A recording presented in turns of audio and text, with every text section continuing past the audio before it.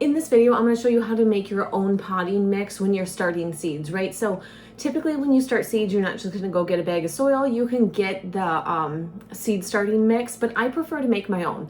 So the way that I make it is with 3 different ingredients. So we have coco coir, which I do have a video on how you hydrate the coco coir because it doesn't come in this form. It comes in like a solid block. So if you don't know how to hydrate it, I do have a video on that. Next, we have vermiculite, which is this little foamy type stuff that we have right here. So this is vermiculite. And we have perlite, which are these little beads. Now, each ingredient that we put in here serves a purpose. The coco coir is for water retention. The vermiculite is also for water retention, and it helps hold the nutrients when you put that into your seedlings. And then the perlite, we use that for drainage, right? So it's kind of a balance when you're planting seeds. You want it to hold some water, but not too much. It has to be able to drain. Now, no, going into this, there's no nutrients in here. We could add a little bit of worm castings, and that adds some nutrients. But typically, once my seeds get true leaves, I tend to add a fertilizer anyways, so I'm not super worried about it. So let me just show you the way that I make this. So I'm gonna use this big tub here, and we're just going to kind of rough measure. Like, I'm not super serious about it, but I'm gonna put 4 parts of coco coir.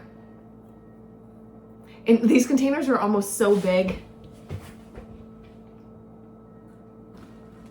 So that's 2, 3,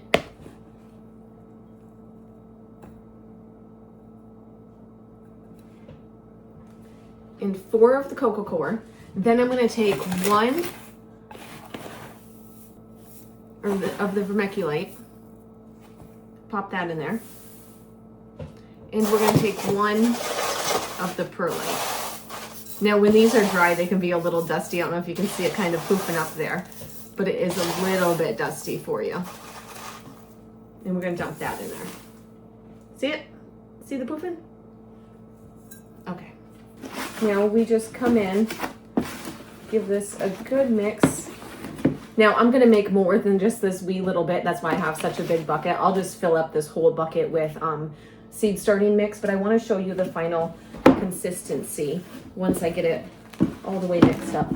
And I love the clear bucket for mixing because sometimes you think you got it all, but there's a corner where everything's not fully combined. Okay. Whew. It's so nice to have a little bit of space. So this is my final seed starting medium.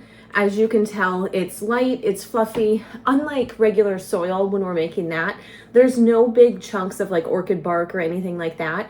It is just a nice light mixture, which is great for starting seeds. So that's what I do to start my seeds. I'm gonna go ahead, I'm gonna take this whole bucket and I'm gonna make a big old batch. But this is really going to be ideal if you're starting seeds. Okay, so my plan today, if I can do it. No, my plan today, there's no ifs, is the stuff that I have behind me right here. I'm going to situate a few plants and do some adjusting, and I think that's where I'm going to start my seeds. So I want to get the shelf down here, and then I got to get out to the shed. I got to dig my way out there to get the grow lights, and then we can go in and I can show you how I start my seeds. We can do this whole process together.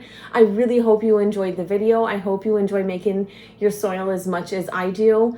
If you haven't done so already, be sure you hit that like and subscribe button down below.